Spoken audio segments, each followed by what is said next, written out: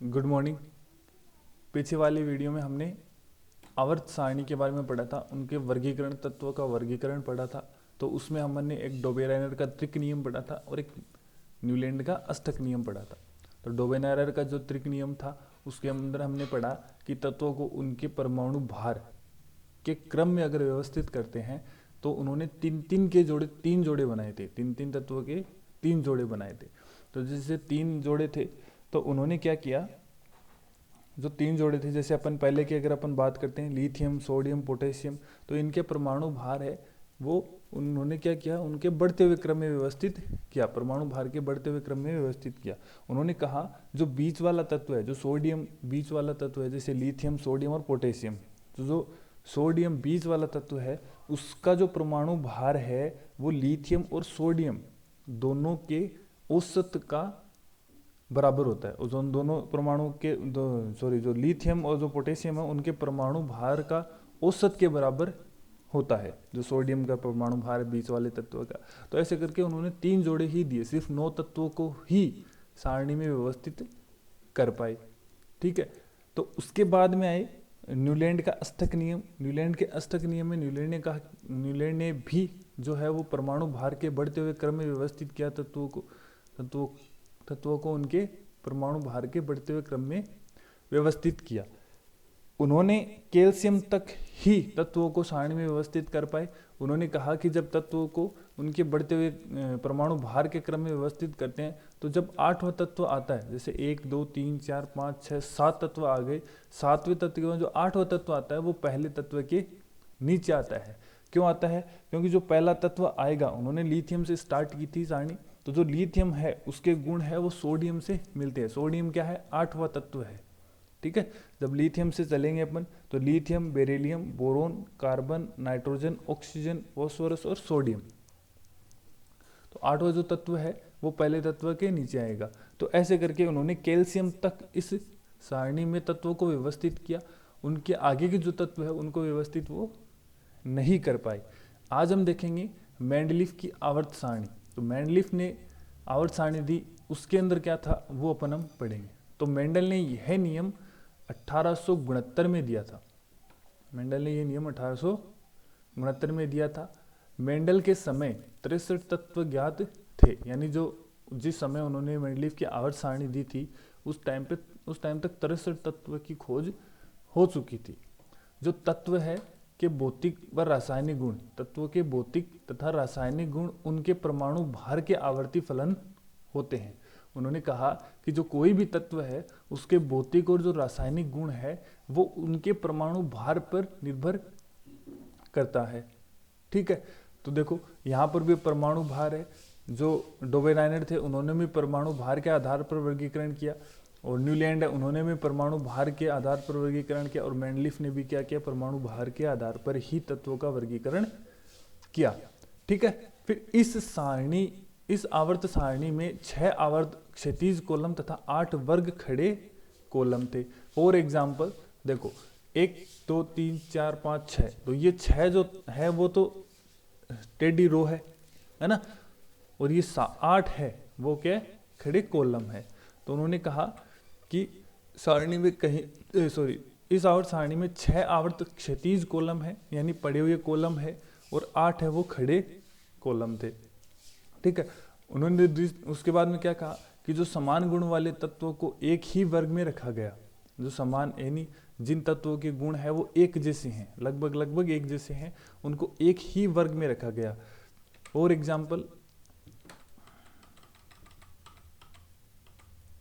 Example जैसे lithium, sodium, potassium, rubidium, calcium, तो इनको एक ही वर्ग में रखा गया। ठीक है। फिर अपन बात करते हैं कि सारणी में कहीं कहीं रिक्त स्थान खोजे जाने वाले तत्वों के लिए रिक्त रखे गए, यानी कहीं कहीं जगह पे इस सारणी में रिक्त स्थान भी रखे गए। वो क्यों रखे गए? क्योंकि जब उन्होंने ऐसा देखा कि कुछ ऐसे तत्व है जो खोजे जाएंगे और उनको जगह यहीं मिलेगी। ठीक है। उन्होंने कुछ तत्वों की भविष्यवाणी करी थी, कुछ तत्वों को खोजे जाने के लिए प्रोत्साहित किया था अन्य वैज्ञानिकों को कि भाई ऐसे ऐसे तत्व हो सकते हैं और उनके गुण ऐसे होंगे। तो जब बाद में तत्वों की खोज हुई तो उनकी भविष्यवाणी वो सही साबित हुई थी कि भाई इन जगह पे इन तत्वों से मिलने वाले गुण जो है, गुण वाला तत्व ही यहाँ पर आएगा। तो वो तत्व कौन कौन से थे वो आपको बताता हूँ कि उन्होंने एक तो एका बोरोन, एका एल्यूमिनियम और एका सिलिकॉन के लिए रिक्त स्थान छोड़ा था। बाद में इनके तत्व के खोजे जाने के बाद में इनका नाम बदल दिया गया था। जो एका बोरोन है उसको स्कैंडियम कहा गया, एका एल्यूमिनियम को गैलियम कहा गया और एका सिलिकॉन को जर्मेनियम कहा गया। और इनके गुण हैं जैसे उन्होंने बताया था मेंडलीफ ने कि इनके गुण ऐसे ऐसे होंगे, तो वैसे ही इनके गुण थे, यानी उनकी भविष्यवाणी सही साबित हुई।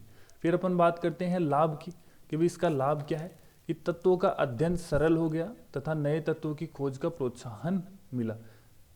भाई जो आवर्त सारणी में उन्होंने कई सौ तत्वों को यानी बहुत सारे तत्वों को व्यवस्थित कर दिया था मेंडल ने, तो तत्वों का अध्ययन करना सरल हो गया था। और उन्होंने जो रिक्त स्थान छोड़ा था सारणी में उनको खोजने के लिए प्रोत्साहन मिला। इसके दोष क्या है? हाइड्रोजन को कोई निश्चित स्थान न होना।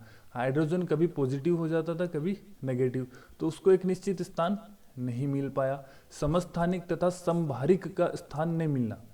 समस्थानिक और समभारिक क्या होता है? समस्थानिक जिसके जो परमाणु क्रमांक है वो तो समान है लेकिन परमाणु भार है वो अलग अलग है, वो है समस्थानिक। समभारिक क्या है? जिनके परमाणु क्रमांक भी समान है जिन तत्वों के, और जिन तत्वों के परमाणु भार भी समान है, वो समभारिक हो गए। ठीक है, जैसे समस्थानिक और समभारिक। समस्थानिक क्या होता है? जैसे देखो नीचे वाला जो 6 है, 6C है, 6 है वो परमाणु क्रमांक है और जो 12 है वो परमाणु भार है। तो देखो 6C 12, 6C 13, 6C 14, यानी इनके परमाणु भार है वो अलग अलग है ना। अब ये सारणी किस पे दी गई थी? परमाणु भार के बढ़ते हुए क्रम पे, कि जो परमाणु भार है उनके बढ़ते हुए क्रम पे तत्वों को व्यवस्थित किया जाएगा। लेकिन जो कार्बन है इनके जो समस्थानिक है, जैसे 12 है, 13 है, 14 है, इनके परमाणु भार अलग अलग है, बट इनके परमाणु भार अलग अलग होते हुए भी इनको एक ही जगह दी गई। ठीक है, और समभारिक क्या होता है? जिनके भार समान हो, कि भी मेंडलीफ ने कहा कि जिनके भार एक जैसे हैं उनको एक ही कॉलम में एक ही जगह पर रखा जाएगा। तो जैसे कार्बन है उसका परमाणु भार है वो 14 है और नाइट्रोजन का परमाणु भार भी 14 है, लेकिन इनको अलग अलग जगह दी गई। तो ये हो गया, ठीक है, समभारिक। फिर अब बात करते हैं कि भी अक्रिय गैसों को स्थान नहीं मिलना, जैसे हीलियम, आर्गन, तो इन तत्वों को जगह नहीं मिल पाई। लैंथेनॉइड और एक्टिनॉइड तत्वों को स्थान नहीं देना, यानी कुछ तत्व ऐसे थे जो मनुष्य द्वारा, वैज्ञानिकों द्वारा बनाए गए थे, उनको जगह भी नहीं दी गई थी। ठीक है, तो ये था मेंडलीफ की आवर्त सारणी। ठीक है, और ये मेंडलीफ की आवर्त सारणी कुछ कुछ ऐसे थी जो आपकी बुक में भी दी गई है। ठीक है, ओके। अगर कुछ समझ में नहीं आता है तो आप पूछ लीजिए, मेरे नंबर दिए हुए हैं व्हाट्सअप, वीडियो के डिस्क्रिप्शन में व्हाट्सअप नंबर दिए हुए हैं तो आप पूछ सकते हैं। ठीक है, इसके बाद में हम पढ़ेंगे आधुनिक आवर्त सारणी, जो अभी अपन स्टडी करते हैं, जिस सारणी में तत्वों की स्टडी करते हैं वह आधुनिक आवर्त सारणी। उस सारणी के बारे में अगले वीडियो में पढ़ेंगे। Okay, thank you.